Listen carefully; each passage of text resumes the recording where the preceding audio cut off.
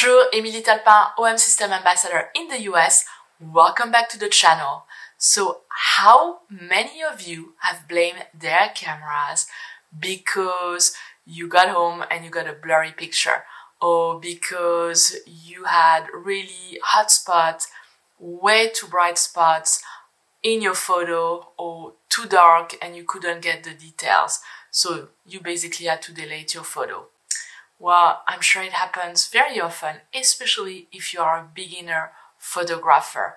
And a lot of you probably still shoot in P mode. Well, this video is for you, especially if you are a beginner photographer and you don't understand the exposure triangle. I'm going to try to explain to you how to properly expose your photo, so kind of the basic of photography, in less than 5 minutes. So let's get started.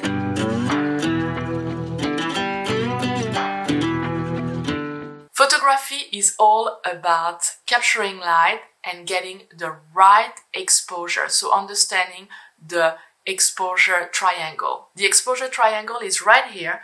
It's composed of the aperture, the shutter speed, and the ISO. The three of them work together to make a properly exposed photo. So if one variable changes, then one or two of the other variables are gonna have to adjust. Let's start with the first variable, aperture. What is aperture? Aperture is the size of your lens opening. So if you have a f-stop that is 3.5, that means that it is wide open. Now, or you can also get, 2.8, 2, so those are kind of considered wide open. For my 150-400 is going to be a 4.5. That is how wide I can open my lens. So you see a lot of light is going through. Now, if you decide that you want a f16, then you're closing the opening, less light will enter. Now, as photographers, we always want more light, right? So we're thinking, well, yes, I'm gonna shoot at f4.5 because that's how wide I can open the lens. The problem is that it doesn't work all the time. So for example, if you're a macro photographer and I shoot this photo at 4.5, that would not work because my subject might be moving, I might not be able to focus stack. So if I take one shot, most of my photography, like this one or this one, they're taken at f16 or even greater. So I get as much depth of field as possible. That's right, because your aperture is closely linked to your depth of field. So f3.5, you're gonna have in macro a very small part of your photo that is in focus, whereas if you're doing f16, a lot will be in focus. Now, we can also focus stack, but that's another topic. And if you're interested to understand more about focus stacking, I have a video right here you can watch. But this video is really basic, so let's keep it simple. Now, if you're a landscape photographer, you want most of your landscape to be in focus. So you're gonna think, well, yes, I need to shoot at f11, f16, you want more in focus, so you're gonna have a smaller opening. If you're a bird photographer, well, I want to isolate my subject, so very often my subject anyhow are quite far, because the distance to your subject will also have an influence on what is in focus and how much you can get away with. So if I'm far away, then a 4.5 will be okay for a mammal that's far away. I'll probably get most of it in focus. If the bird or the mammal is very close to me, then I will have to rethink and maybe do a f.8, and that would be probably better to make sure that my animal is in focus. But most of the time I shoot wide open f4.5 and I get the result I want. The animal is sharp and the background is gonna be a creamy background. Nothing is gonna distract the photo, like this. That's the difference between shooting wide open and then shooting at f11, for example. Now, variable number 2 is your shutter speed. Shutter speed is the curtain that lets the light enter into your sensor. So the faster your curtain closes, the more you're going to freeze your subject. So when I'm doing bird photography, I want the fastest shutter speed as I can. Now, if it's a bird that's perched, then that's fine. I can get away with a lower shutter speed. But usually my starting point for bird photography is 1,250 of a second, because I want to freeze my subject. Now, if I'm doing hummingbird, this is going to be way higher because those guys are fast and I need more shutter speed. Now, I can also do bird photography with a slow shutter speed to give the idea of movement, and that's okay. So always think about how fast your subject is, and then that will give you an idea of what shutter speed you're going to use.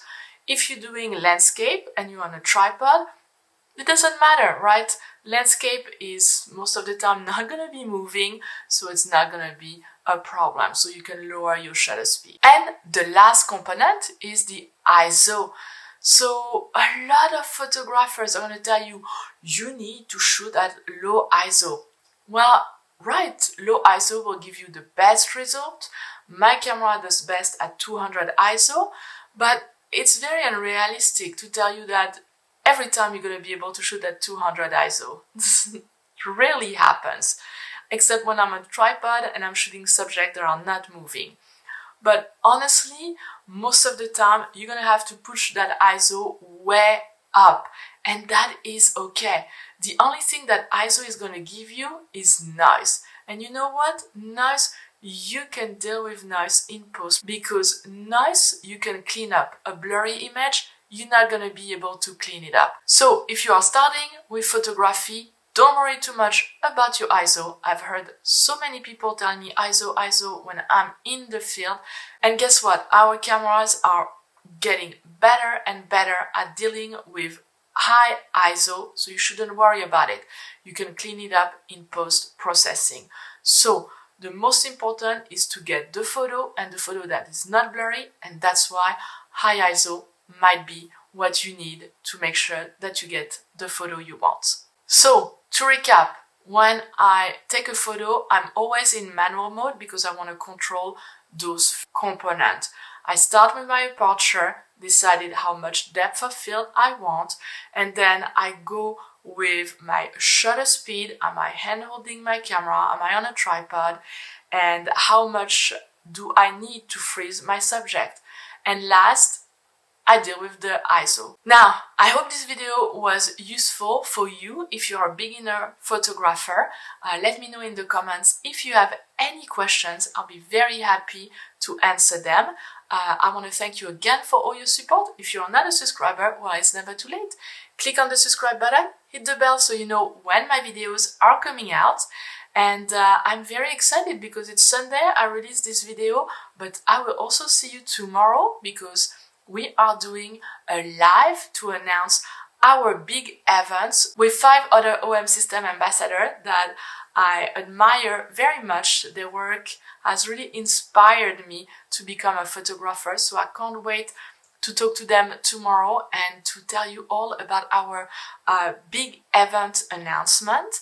And also, it's March, so I'm starting my new job. I'm very, very happy to be joining Wildside Nature Tours.